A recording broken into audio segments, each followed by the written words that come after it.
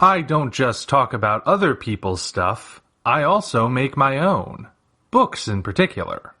To date, I have 4 books you can check out on Amazon.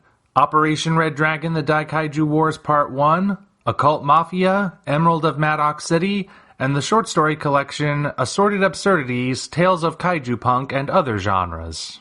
Hop on down to the description for Amazon links to all 4 books. Enjoy whichever ones you read, and enjoy the video. I may as well jump right in and present my thesis with 2 controversial statements. Statement number 1. Jurassic World Fallen Kingdom is not a Jurassic Park movie. Statement number 2. It's okay that Jurassic World Fallen Kingdom is not a Jurassic Park movie. In fact, that's what makes it work. Confused? Well, I'm here to explain what I mean.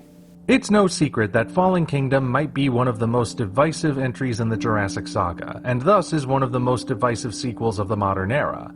It might not be on the same level as something like The Last Jedi or Batman vs. Superman, but it's in that vicinity. As Jurassic movies go, it's about as different as it can be, from the music to the visuals, from the setting to the theme, from the characterization of the humans to the characterization of the dinosaurs.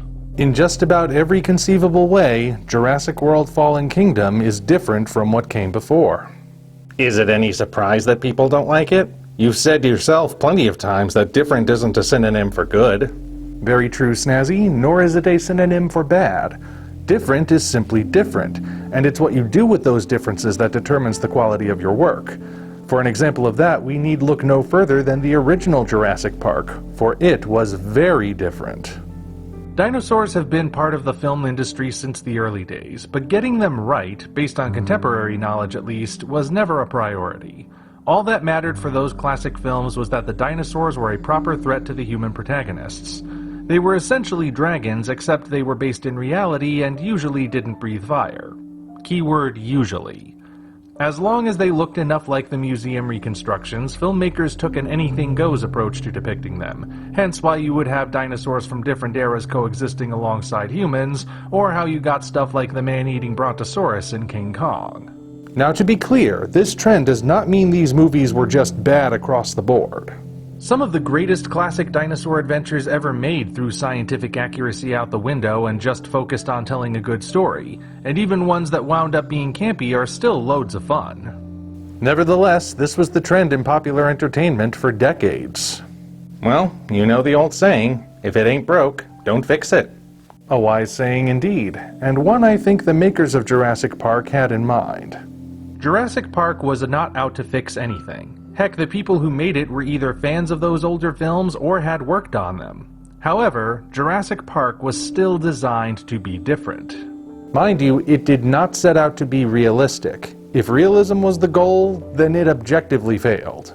Too many liberties were taken for that to be the case. As far as we know, Dilophosaurus did not have a neck frill or spit venom, you could not hide from a T-Rex by standing still right in front of it, baby dinosaurs didn't hatch covered in red pulp, and basically everything that defines the velociraptors was either made up or taken from other dinosaurs. Rather than realism, however, Jurassic Park aimed for naturalism. That's not true. Everyone in this movie is wearing clothes. Naturalism. I said naturalism, not naturism. Oh. You really need to work on your enunciation. I'll do that later. Right now I gotta explain what I mean. When I say that the movie aimed for naturalism, I mean it chose to portray the dinosaurs as animals rather than monsters. These creatures are not mindless killers or dragons by way of science.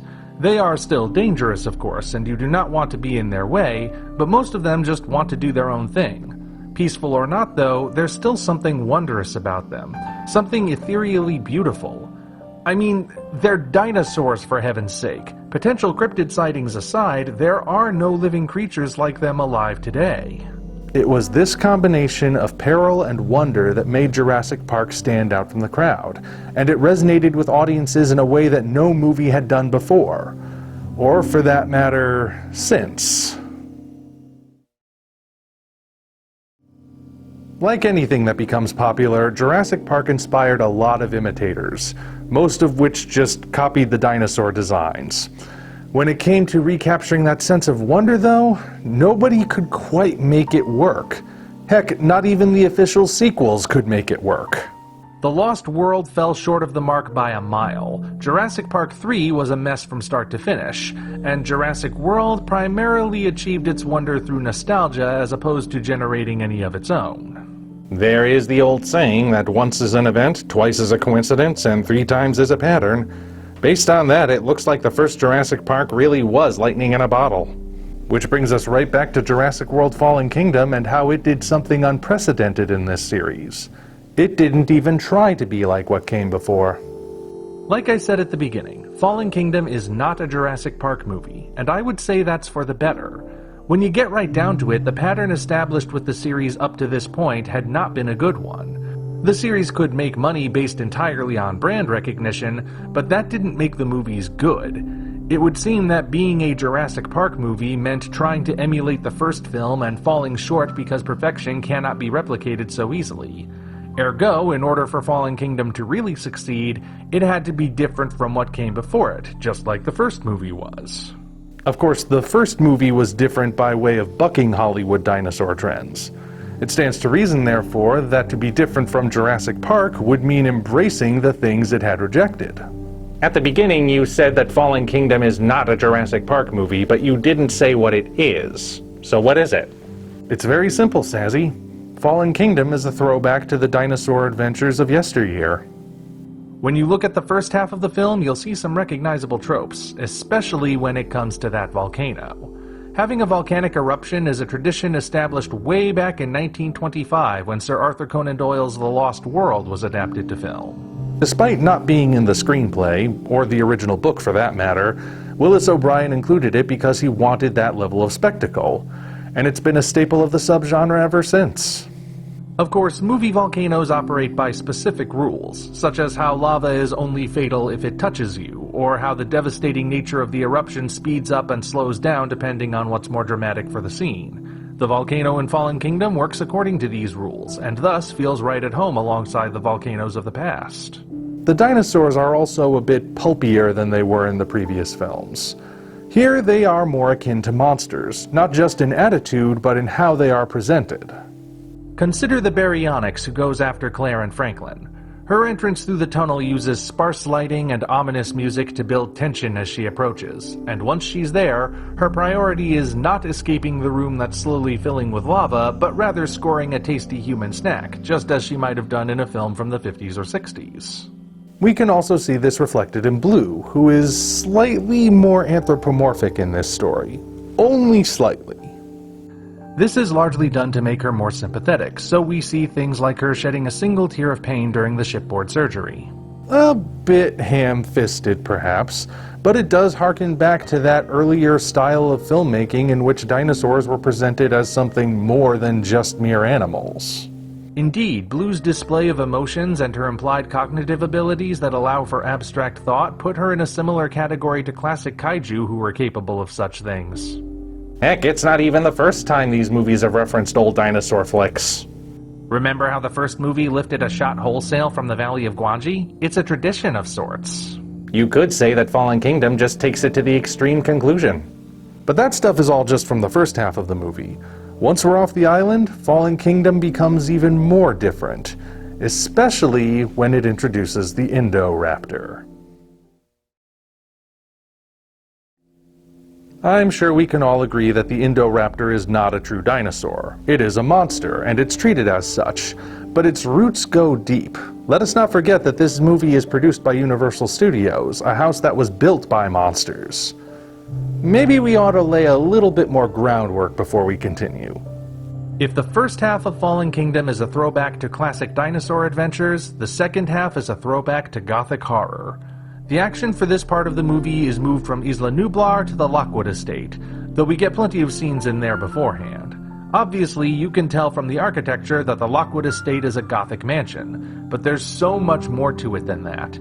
In terms of storytelling tropes, the estate is best classified as an old dark house, as defined in the classic horror comedy film appropriately entitled The Old Dark House. Now, an old dark house is not to be confused with a haunted house, something which is identified specifically by having ghosts in it. A ghost can be present in an old dark house, but it's not necessary. All an old dark house needs is Gothic architecture, an isolated location, a mysterious history loaded with secrets, and something that puts the protagonists in danger, whether it's a force human or inhuman. And does the Lockwood estate have all of these? Well, let's run down the list and find out.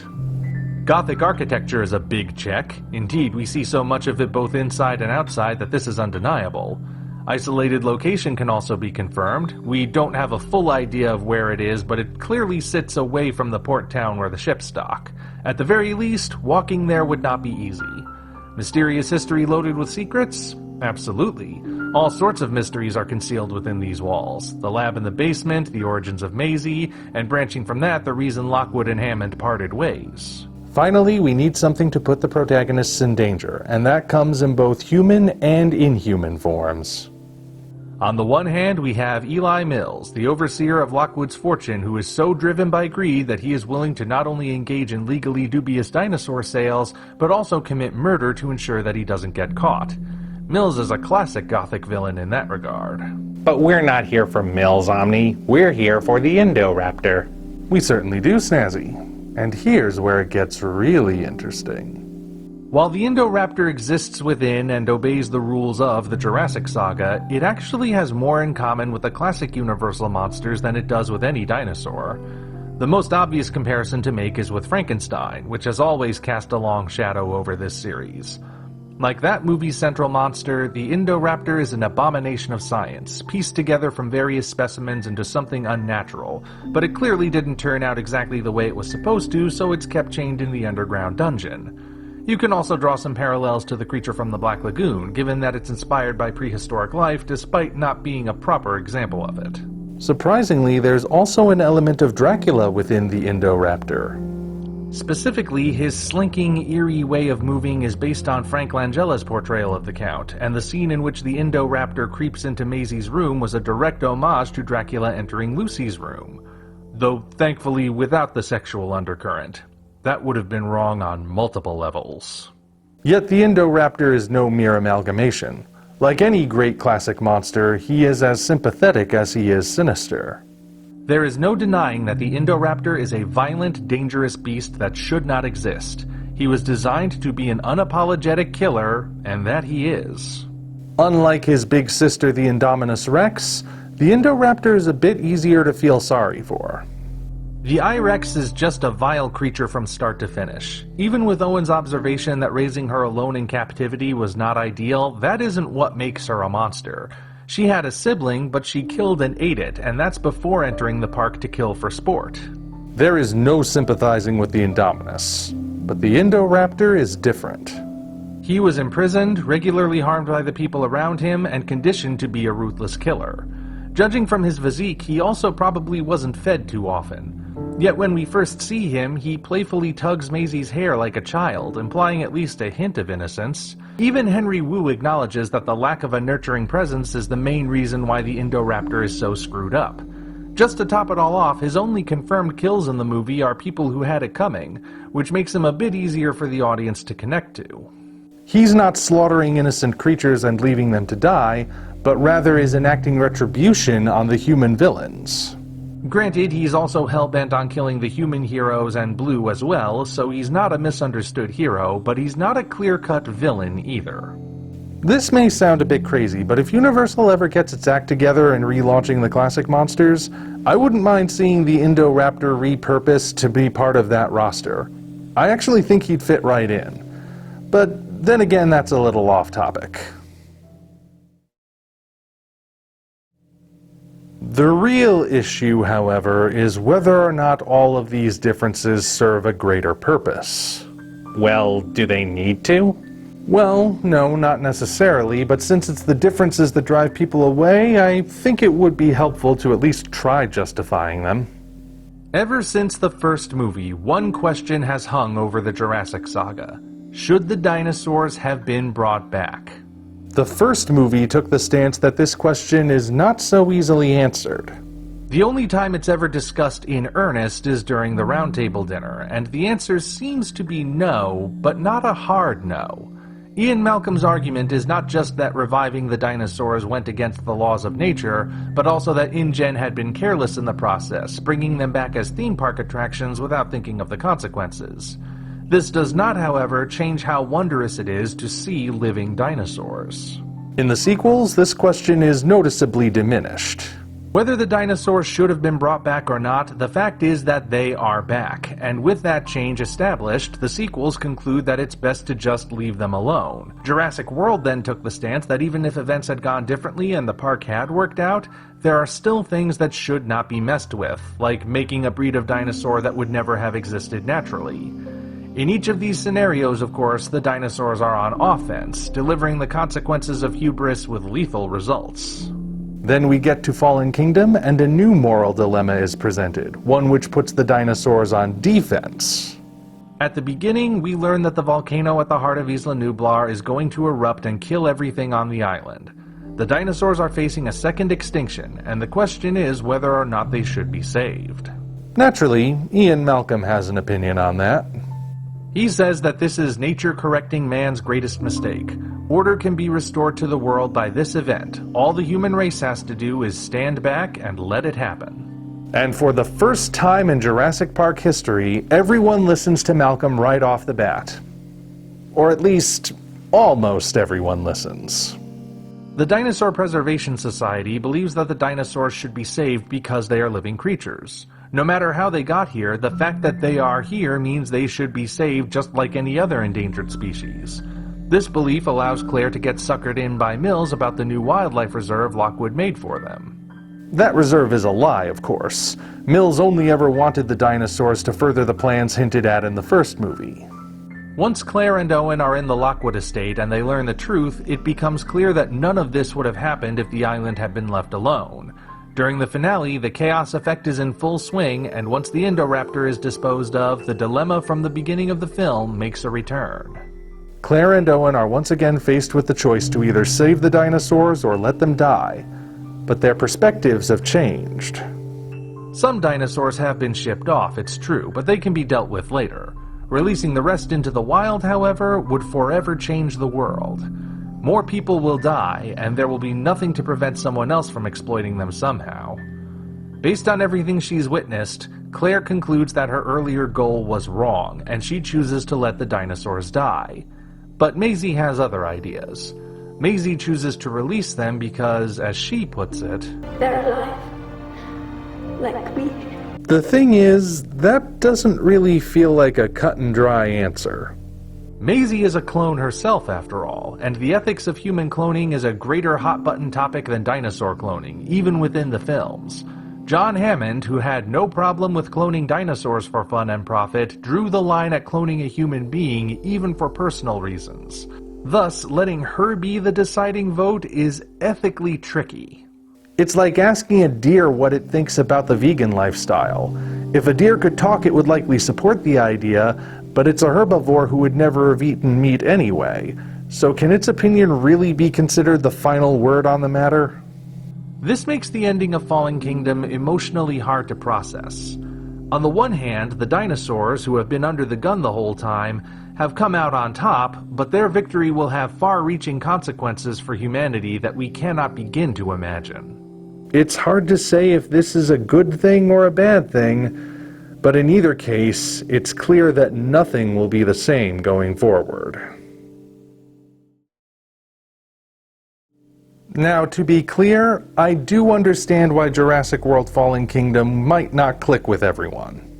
Regardless of why it chose to be the opposite of Jurassic Park, it's still the opposite of Jurassic Park, and that's going to lose some people no matter what.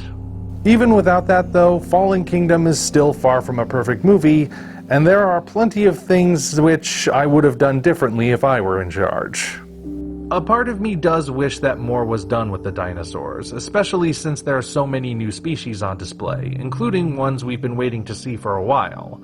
The movie also could have done without the Donald Trump caricature that's destined to age like yogurt. I could probably do an entire video just on how the Maisie timeline makes no sense, and it's not a good sign when your male lead has more romantic chemistry with a dinosaur than he does with the intended human love interest.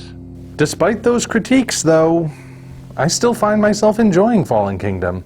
It does not surpass the original. At this point, it's safe to say nothing will, but I think it's a worthy successor all the same. Much like the Indoraptor, it follows in the footsteps of what came before, but in a very different way that makes it oddly appealing despite its imperfections. It's not a Jurassic Park movie, that's for sure, but it is a game changer. Though I guess part of that depends on Dominion. Until such time as we meet again, this is the Omni Viewer signing off.